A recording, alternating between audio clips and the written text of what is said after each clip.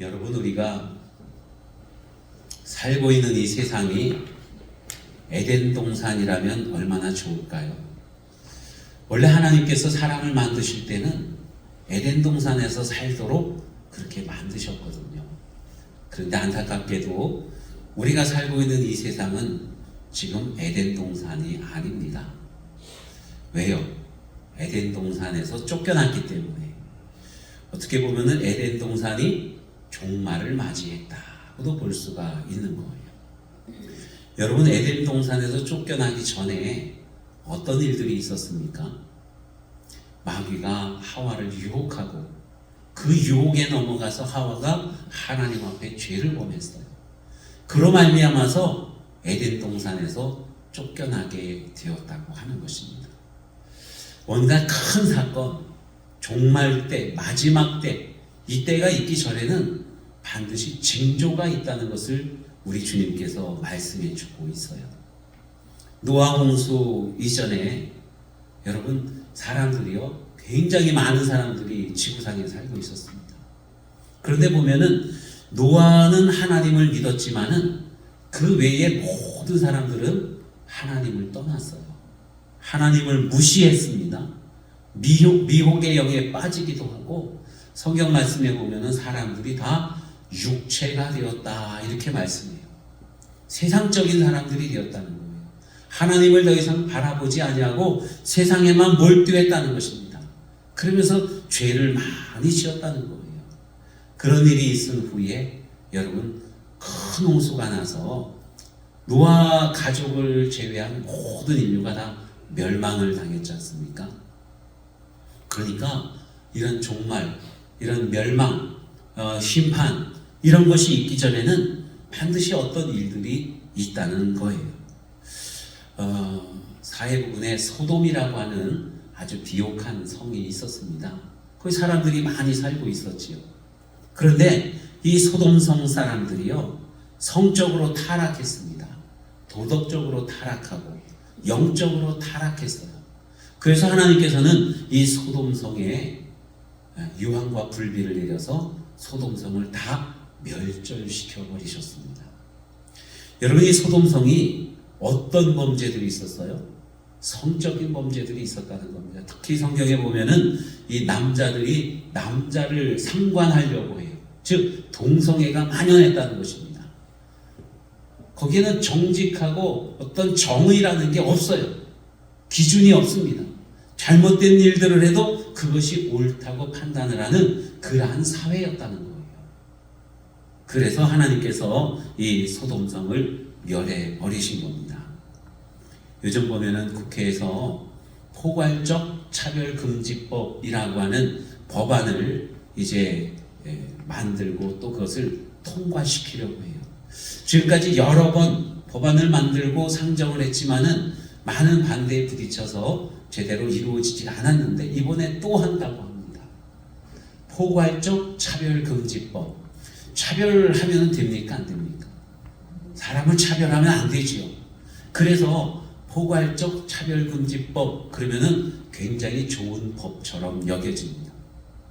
그런데 이 법이 통과가 되어지면은요, 정말 어떤 옳고 그름의 기준이 무너진다는 것입니다. 왜냐하면은 잘못하고 있는 사람을 잘못했다고 말을 할 수가 없는 거예요.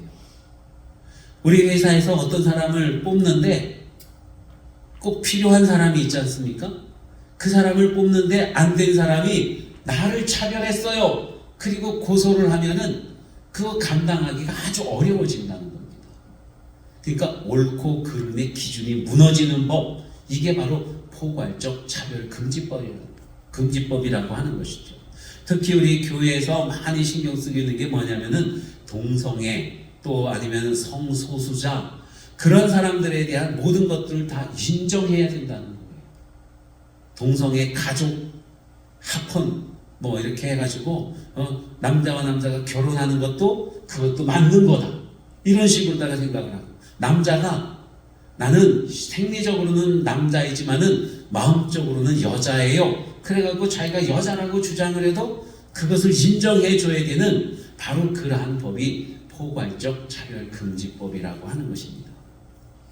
그래서 오늘날 우리 한국 기독교회가 다 모여갖고 총회를 하고 그러면서 이번에 10월 27일 날 광화문에 모여서 그거 반대 집회를 하겠다고 이렇게 지금 선언을 했습니다. 정말로 통과되어서는 안 되는 그러한 법이거든요. 여러분, 그러한 법이 만연해지면은 바로 이 소돔과 고모라와 같은 그러한 나라가 되어진다는 거예요. 종말이 오게 된다고 하는 것입니다. 도덕적, 영적인 기준이 무너지게 되고 미혹의 영이 판단을 흐리게 할 때에 마지막 때가 가까이 온다는 것을 주님께서 말씀해 주고 있습니다. 히브리서에 보면은 마지막 때가 되면은요, 사람들이 모이기를 패한다고 그랬어요. 하나님 앞에 모여 예배 드려야 되는데 저마다 여러 가지 일들로 인해서 모이지를 않는다는 겁니다. 즉 예배가 멈춰진다는 거예요. 오늘날 상황이 어떻습니까, 여러분? 오늘날 상황을 보면은 다 그러한 모습들이 보여지고 있는 거예요. 그래서 언제일지 모르지만 아마도 지금이 마지막 때가 아닌가 하는 생각들을 우리 그리스도인들이 막 가지게 됩니다. 요즘 보면은 중동에서 전쟁이 크게 일어나고 있습니다. 이스라엘과 하마스가 전쟁을 했고, 이스라엘과 헤즈볼라가 전쟁을 했고, 후티와 전쟁을 하고, 이란과 전쟁을 하고, 그러면서 이제 다시금 또 중동 전쟁이 발발되는 거 아닌가 하는 그러한 이야기들을 많이 하고요. 3차 대전이 일어나는 것 아닌가 하는 그러한 걱정들을 많이 하고 있습니다. 여러분, 왜 중동 전쟁이 일어나는지 아십니까? 그 근본이 어디부터 오는 걸까요? 어떤 사람들은 종교 전쟁이다 이렇게 말합니다. 물론 그것도 맞습니다. 그런데 보면은요, 그 배후에는 사람들의 욕심이 도사리고 있는 거예요. 돈과 권력, 정치적인 어떤 그러한 문제들, 이런 것들이 밑바탕이 되어서 전쟁이 일어나고 있는 겁니다. 옛날에 트럼프 대통령 할 때 트럼프가 예루살렘을 이스라엘의 수도로 그렇게 선포를 했습니다. 그래서 이스라엘의 수도가 예루살렘이 된 거예요. 그래서 아랍 사람들이 거기에 대해서 되게 많이 발끈하고 항의를 했습니다. 그런데 얼마 전에 이 이스라엘 지도자들이 그 예루살렘 성전이 있었던 곳, 지금은 거기에 그 이슬람 사원이 있습니다. 그곳을 방문을 해서 거기서 기도를 했어요. 소 모양을 딱 하나 놓고 이 소를 잡는다는 그러한 그 어떤 잡는 것처럼 그렇게 하면서 거기서 기도를 했습니다. 그런데 이 아랍 사람들과 이스라엘 사람들과 옛날에 합의가 있었는데, 이 예루살렘 그 성전이 있었던 곳에서는 유대인이나 기독교인이나 기도하고 그러한 그 예배 행위를 못하게끔 했던 거예요. 합의를 했었는데, 아니다, 우리도 여기다 성전을 지어야겠다, 그런 마음으로 가서 그곳에서 기도하고, 그러니까 그것 때문에 아랍 사람들이 또 막 항의를 하고 그걸 진압하고 이런 과정에서 사건이 커지게 되고, 그런 찰나에 하마스가 이스라엘을 쳐들어와서 테러를 행하고 했던 것입니다. 이 전쟁이 커지는 거예요. 이스라엘이 하마스를 공격하니까, 무자비하게 공격하니까 그 북쪽에 있는 레바논에 있었던 헤즈볼라라고 하는 극렬단체가 또 이스라엘을 공격하게 되고, 이스라엘은 헤즈볼라를 공격하니까 이번에는 예멘에 있는 후티, 거기 있는 사람들이 또 공격을 하게 되고, 이란에서 또 공격을 하게 되고, 점점 전쟁이 커지게 되는 거죠. 여러분, 그런 그 이야기가 있습니다. 예루살렘의 성전이 지금은 없지만 옛날에 있었잖아요. 첫 번째 성전은 다윗의 아들 솔로몬이 지은 솔로몬 성전이 있었습니다. 아주 웅장하고 아름답고 정말 귀하게 만든 그러한 성전이었는데, 하나님께서 정말로 기뻐하시는 그 성전이었는데, 그 유대 땅 예루살렘의 그 성전에서 사람들이 하나님께 온전하게 제사를 드리지 아니하고 각 우상에게도 제사를 지내고 제사를 패하기도 하고 하나님 말씀대로 살지도 않고 그런 거예요. 그러니까 하나님께서 이스라엘을 벌하기 위해서 바벨론 사람들을 이제 몰고 와서 이 예루살렘을 포위하고 예루살렘을 공격하고 그 성전을 무너뜨리고 예루살렘에 있는 귀한 사람들을 다 잡아다 포로로 끌고 갔습니다. 바벨론에서 포로 생활 70년을 하고 돌아왔을 때에 보니까 예루살렘은 황폐되어져 있는 거예요. 첫 번째 성전도 다 무너지고 없는 겁니다.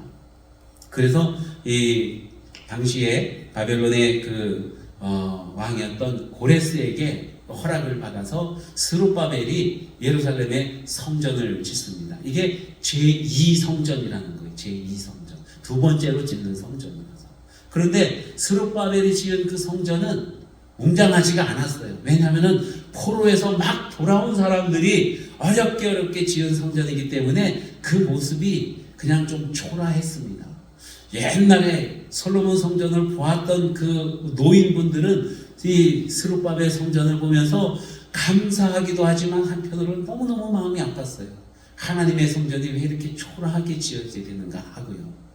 그렇게 이어져 오다가 나중에 이제 헤롯이라고 하는 사람이 이 예루살렘의 분봉왕이 되지 않습니까? 헤롯 대왕이에요. 그가 이스라엘 사람이 아니고 에돔 사람인데 이스라엘의 왕이 되는 거예요. 그 이스라엘 사람들이 그 말을 잘 안 들어요. 그러니까 이스라엘 사람들의 마음을 사기 위해서 그 성전, 스룹바벨 제2성전을 증축을 합니다. 아주 화려하고 웅장하게 그렇게 성전을 증축을 했어요. 자, 예수님의 제자들이 주 활동 무대가 갈릴리였습니다. 저 갈릴리는 아주 시골인 거예요. 그 시골에 있던 그 제자들과 예수님이 예루살렘을 방문했을 때 제자들이 그 헤롯 성전을 보면서 그 위용에 놀랍니다. 선생님 보세요. 와, 이 건물이 얼마나 크고 아름답습니까? 이 돌 하나 보세요. 이 돌이 얼마나 큽니까? 정말로 멋집니다. 이렇게 감탄을 해요. 여러분, 우리가 큰 건물을 보면은 감탄을 해요, 안 해요? 하지요. 저기 잠실의 롯데월드 타워 그 밑에 가서 딱 올려다보면 와, 탄성 안 지르는 사람이 없어요. 다 높고 크니까요. 예루살렘 성전 밑에서 예루살렘 성전을 보는 사람들도 다 그렇게 감탄을 합니다. 그런데 제자들은 그렇게 큰 건물에 대해서 감탄을 하는데 예수님의 반응은 싸늘하신 거예요. 냉랭하신 겁니다. 예수님이 제자들에게 너희는 이 건물을 보느냐? 하고는 그렇게 말씀하십니다.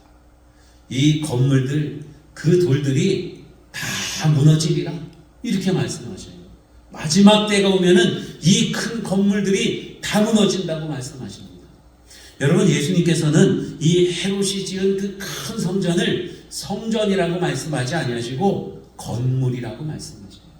왜냐하면은 이 헤롯 성전은 정말 하나님을 사랑하고 하나님께 제사하고 예배하기 위해서 만든 그러한 성전이 아니라 정치적인 목적에 의해서 사람들의 마음을 끌으려고 만든 성전이거든요.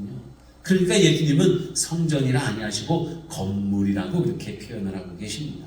그리고 때가 되면은 이 건물은 다 무너질 거야 하고 그렇게 말씀하시죠. 제자들이 깜짝 놀라겠죠. 아니, 성전이 무너진다고요. 그런데 정말로 이 헤롯이 지은 성전은요, AD 70년에 로마 군인들에 의해서 다 무너져 버리고 없습니다. 그래서 지금도 예루살렘에 가면은 성전이 없어요. 성전터만 있습니다. 그 성전터에 이슬람 사람들이 와서 거기 사원을 지어놨어요. 그 황금동 사원이라고 보통 그렇게 말 많이 하고 이슬람 사람들이 그것을 귀하게 여깁니다. 그 자리를 유대인들이 차지하고 싶은 거예요. 그것 때문에 전쟁이 막 일어나고 이러고 있는 겁니다. 여러분, 종말의 때에 그때가 되면은요, 인간적인 것, 육체적인 것, 이런 모든 것들은 다 무너지고 사라진다고 우리 주님이 말씀하고 있어요. 예수님께서 이렇게 종말에 대해서 말씀하실 때는요, 우리가 세 가지를 생각해 봐야 됩니다. 종말, 그러면은 우리가 딱 생각하는 종말은 우주적인 종말을 생각합니다. 그냥 다 망해버리는 거예요. 태양도 빛을 잃고 하늘의 별들도 다 떨어지고 지구가 그냥 완전히 없어져 버리는 그러한 종말을 우주적인 종말이라고 그럽니다. 예수님께서 종말을 말씀하실 때는 이 종말이 포함되어져 있고요. 두 번째 종말은 뭐냐면은 국가적인 종말이에요. 아마도 이때 제자들에게 말씀하셨던 그 종말은 국가적인 종말이었던 것 같아요. 그래서 정말 로마 군인들에 의해서 예루살렘이 완전히 다 망가져 버리게 됩니다. 그 이스라엘이라는 나라가 그때부터 없어졌어요. 모든 이스라엘 사람들이 그 주변에 있는 다른 나라로 다 뿔뿔이 흩어져 버리고 맙니다. 그리고 나라가 없어진 거예요. 나중에 1948년에 이 유대인들이 다 모여서 다시금 나라를 만들었습니다. 그래서 지금 나라가 있는 거예요. 두 번째 종말은 이 국가적인 종말이었고, 세 번째는 어떤 종말이 있냐면은 개인적인 종말이 있습니다. 여러분, 우리는 지금 이 땅에서 영원히 사는 게 아니잖아요. 언젠가는 하나님께서 부르시면은 이 땅의 삶을 마감하고 하나님께로 가게 될 것입니다. 그때를 우리는 준비하면서 살아야 돼요. 자, 여러분, 종말이 오기 전에 어떤 일들이 있을 것인가에 대해서 우리 주님께서 말씀하고 있습니다. 마지막 때에는 어떤 일들이 나타나게 될까요? 성경 말씀 오늘 우리는 11절에서 13절까지 봤는데, 그 전에 5절 말씀부터 보면은요, 미혹하는 영들이 나타난다고 말씀해요. 사람의 미혹을 받지 않도록 주의하라, 이렇게 말씀합니다. 미혹, 유혹하는 거예요. 유혹하는데 아주 그냥 좋은 것들로다가 이렇게 아첨을 하면서 그렇게 미혹해요. 어떻게 미혹하냐면은 마치 뱀이 하와를 미혹하는 것처럼, 하와야, 저거 먹어봐. 먹으면은 너 눈이 밝아지고 하나님처럼 될 거야 하는 그런 유혹을 한다는 거예요. 정말로 그 선악과를 보니까 먹음직도 하고 보함직도 하고 지혜롭게 할 만큼 어때요? 탐스럽기도 해요. 그러한 많은 유혹들이 있다는 겁니다. 마지막 때에는 여러분, 그러한 미혹에 빠지지 아니하도록 주의해야 된다고 주님이 말씀하고 있어요. 어떤 존재들이 와서 오늘날 우리를 미혹할까요? 거짓 선지자들, 가짜 예수, 그리고 이단들, 그들이 와서 우리를 미혹합니다. 유혹합니다. 올바른 신앙에서 떠나도록 우리의 발을 걸어 넘어뜨리기도 하고 그래요. 그래서 그러한 것들에 대해서 조심해야 된다고 말씀합니다. 하와는 그 미혹에 넘어갔기 때문에 에덴 동산에서의 종말을 맞이할 수밖에 없었던 것이죠. 두 번째로는요, 여러분, 이 많은 전쟁, 난리, 이러한 소문이 있다고 주님이 말씀하고 있습니다. 성경 말씀 7절에서 8절 말씀에 보면은, 난리와 난리의 소문을 들을 때에 두려워하지 말라. 이런 일이 있어야 돼. 아직은 끝이 아니니라. 민족이 민족을, 나라가 나라를 대적하여 일어나겠고 곳곳에 지진이 있으며 기근이 있으리니 이는 재난의 시작이다. 요즘 이 지구상에서 일어나는 일들을 보면은 딱 주님이 말씀하시는 그거하고 너무 잘 맞아떨어지지 않습니까? 전쟁이 막 여기저기서 일어나고 있어요. 지진이 일어나고 있습니다. 화산이 폭발하고 있고요. 막 태풍 이런 것들 때문에 얼마나 많은 자연재해들이 일어나고 있습니까? 이러한 그 난리의 소문들이 많이 이렇게 일어날 때에, 마지막 때가 가까이 왔구나 하는 그런 경각심을 우리들이 가져야 된다고 하는 것입니다. 여러분, 불신자들은 정말 그러면은 두려움이 먼저 올 겁니다. 왜냐하면은 미래가 보장이 되어져 있지 않기 때문이에요. 우리는 다 알아요. 예수 그리스도를 믿지 않는 사람들, 종말을 맞으면 그들은 다 어디로 갑니까? 지옥으로 가는 거예요. 하지만 예수님을 믿고 구원받은 우리들은요, 종말의 때가 오면은 우리는 아버지 집으로 가는 거예요. 하나님 나라로 가는 겁니다. 천국으로 가는 거예요. 가서 끝나는 게 아니라 영원한 삶을 누리게 된다는 것입니다. 그러니까 종말의 때가 오면은 안타까운 마음, 여러 가지 그러한 마음들이 있겠지만은, 한편으로 우리에게 더 크게 작용되어지는 마음은 예수님을 고대하고 기다리던 그 기다리는 예수님을 만나게 된다고 하는 그 기쁨이 또한 있게 된다고 하는 것입니다. 세상에서 너희가 환난을 당하나 담대하라. 내가 세상을 이기었노라. 많은 난리의 소식들이 있지만 예수님을 믿는 사람들은 그 안에서 구원함을 입게 된다고 주님이 말씀하고 있는 것이죠. 여러분, 또한 이 환난의 때가 왔을 때에 우리 그리스도인들은요, 믿음을 잘 지켜야 되는 것을 우리 주님이 말씀해 주고 있어요. 오늘 본문 말씀 보면은 너희는 스스로 조심하라. 사람들이 너희를 여기 9절이고 11절 말씀에 보면은 사람들이 너희를 끌어다가 넘겨줄 때 무슨 말을 할까 염려하지 말고 무엇이든지 그때에 너희에게 주시는 그 말을 하라. 말하는 이는 너희가 아니요 성령이심이라. 환난을 당하고 고난을 당하고 마지막 때가 와서 우리가 많이 힘들 때에도 두려워할 필요가 없다는 거예요. 내가 뭘 말해야 되지? 어떻게 말을 해야 되지? 그런 거 걱정할 필요가 없다는 것입니다. 믿는 우리에게는 성령님이 오셔서 우리가 할 말 다 알려주시고 성령님이 해주시는 거예요. 우리의 발걸음을 인도해 주시는 것입니다. 우리는 오직 믿음을 지키기만 하면 되는 거예요. 인내를 가지고요. 이 마지막 때가 왔을 때에 우리 그리스도인들이 두려워할 필요가 없다는 것을 주님이 말씀하고 있어요. 여러분, 인내라고 하는 것은요, 그냥 가만히 있으면서 꼭 참고 있는 그것이 인내가 아니라 어떠한 상황이 오든지 하나님께서 나에게 주신 일들을 꿋꿋하게 해나가는 것, 여러분 그게 인내입니다. 하나님은 우리에게 어떤 것을 하라고 말씀하셨을까요? 그 어떤 상황이 오든지 하나님을 신뢰하고 하나님을 믿고 하나님을 의지하면서 흔들림이 없이 믿음을 지켜나가는 것. 여러분, 욥이 인내의 사람 아니겠습니까? 욥이 인내의 사람인데 막 고난이 오고 그랬을 때 그냥 곰처럼 죄송합니다. 곰이 미련한 동물이 아니죠, 그죠? 되게 똑똑하다 그래요. 하여튼 꼭 참고 그냥 가만히 있는 게 아니라 그 어떤 어려운 상황 속에서도 하나님을 찬양하고 하나님을 변호하는 사람이 이 바로 욥이었거든요.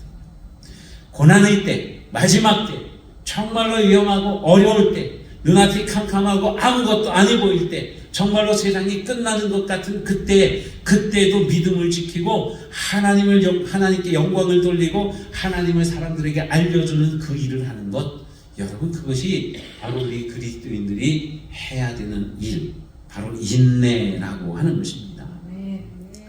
여러분, 종말의 때에 마지막 때가 되면 우리 그리스도인들이 어떻게 살아가야 돼요? 정말 아주 슬픈 종말을 맞이하지 않기 위해서 어떻게 살아가야 될까요?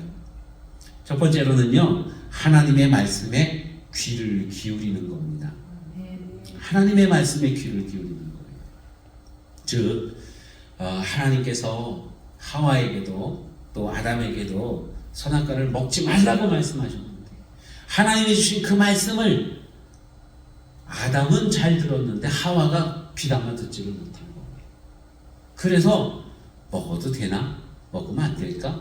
긴간인가 하다가 에이 먹어보자. 그래서 먹었어요. 그래서 죄를 범하게 된 겁니다. 노아의 때에는요, 다른 사람들이 다 세상에 살아가는데 그냥 욕심내고 자기 것 취하고 이러는데 심혈을 기울이고 막 그럴 때에 노아는 하나님의 음성에 귀를 기울였어요. 그래서 하나님께서 이 세상을 심판하시겠다 하는 말씀도 듣고 높은 산에 올라가서 방주를 지어라 하는 말씀도 들었습니다. 하나님의 말씀에 귀를 기울였을 때에 구원함을 얻을 수가 있었다는 거죠. 여러분, 두 번째로는요, 오직 주님만 바라보는 거예요. 주님만 바라보면은 주님께로 가게 되어져 있습니다. 그런데 세상을 바라보면 세상으로 가는 거예요. 여러분, 자전거 잘 타십니까? 자전거 탈 때요, 쭉 이제 초보 때, 나중에 잘 탈 때는 그런 일들이 별로 없는데 초보 때 자전거를 이렇게 타고 가지 않습니까? 가다가 앞에 장애물이 있어요. 그러면은 어떻게 해야 돼요? 장애물이 있네? 그러면서 계속 장애물을 보면은 그 장애물에 부딪혀서 넘어집니다. 그 장애물 옆에 있는 뭘 봐야 돼요? 길을 봐야 돼요, 길. 그러면은 자연스럽게 이 자전거가 그 길로 가게 되어져 있거든요. 그와 마찬가지로 정말 이 위기가 왔을 때에 우리가 무엇을 보느냐? 그 상황을 보면은 위기에 빠질 수밖에 없습니다. 하지만 하나님을 보게 되면은 하나님께서 길을 열어주시는 거예요. 소돔이 멸망할 때에 롯의 아내가 도망을 가다가 뒤를 돌아보았어요. 뒤를 돌아보았다는 것은 두고 온 세상적인 모든 것들, 물질적인 것, 이런 것들을 바라보았다는 거예요. 그래서 그는 이 소금 기둥이 되어버리고 말았습니다. 우리 마지막 때에 우리 그리스도인들이 해야 할 것은요, 여러분, 성도의 도리를 다하는 것입니다. 성도의 도리가 뭐예요? 하나님의 은혜 가운데 있으면서 하나님의 은혜를 받고 살아가는 우리들이 받은 은혜를 이웃들에게 나눠주는 겁니다. 베풀어주는 거예요. 말세의 때나 평상시에나 언제든지 우리는 그 일을 해야 되는 줄로 믿습니다. 내 힘으로 은혜를 베푸는 게 아니라 하나님께서 받은 그 은혜를 사람들에게 나눠주는 그 일을 해야 된다는 거예요. 그게 성도의 도리라고 하는 것이죠. 여러분, 하나님께 은혜를 받으면 우리는 당연히 구원함을 입습니다. 이거 나눠주지 않아도 우리는 구원함을 입어요. 그렇지만 하나님께서 원하시는 것은 받은 은혜를 사람들에게 나눠주기를 원하고 계십니다. 그게 도리인 거예요. 옛날에 어떤 젊은 사람이 설날을 맞이해서 동네 어르신께 세배하러 갔어요. 어르신, 세배하러 왔습니다. 그러니까 어르신이 뭐라고 말씀해요? 아이, 날마다 보는데 세배는 무슨 세배? 거기 그냥 앉게나, 그렇게 말씀하셨어요. 그래서 이 청년이 네, 알겠습니다 하고 그냥 앉으려고 그러는데 이 어르신이, 이 사람아, 왔으면 세배를 해야지 왜 안 하나? 그러는 거예요. 그러니까 이 청년이 뭐라고 그래요? 아니, 어르신, 하지 말고 앉으라고 그러셔서요. 그러니까 이 어르신이 뭐라고 말하냐면요, 그냥 앉으라고 하는 것은 내가 할 도리이고 자네의 도리는 그럼에도 불구하고 세배를 하는 것일세 하고는 그렇게 얘기를 하는 거예요. 여러분, 하나님께서는 한없이 우리에게 은혜를 베풀어 주셔요. 그게 하나님이 하시는 일이고, 하나님이 어떻게 보면 죄송하지만 도리라고 말하기에는 뭐하지만은 하나님의 은혜인 거예요. 은혜. 하나님께서 하시는 일입니다. 그러면 그 은혜를 받은 우리들은요, 그냥 받기만 해도 돼요. 그래도 구원함을 입을 수 있습니다. 얼마든지 하나님의 자녀인 거예요. 하지만 우리의 도리라는 게 있거든요. 그건 뭐냐면은 세상 끝날까지 하나님께로부터 받은 그 은혜를 사람들에게 나눠주는 것, 복음을 전하는 것, 끊임없이 사랑을 실천하는 것, 여러분, 그게 우리가 해야 되는 일들이라고 하는 것입니다. 오늘날 세상을 둘러보면은 정말 마지막 때의 징조들이 많이 보이고 있습니다. 그런데 그 일들에 대해서 우리가 뭐 두려워하거나 겁먹거나 뭐 설레발 치고 막 이럴 필요가 없어요. 그냥 묵묵하게 하나님을 바라보면서 하나님께서 우리에게 명하신 일들을 행하면서 그러면은 되는 겁니다. 할렐루야. 마지막 때에 정말 하나님의 은혜 가운데서 승리하며 살아가는 저와 여러분이 다 되시기를 축원합니다.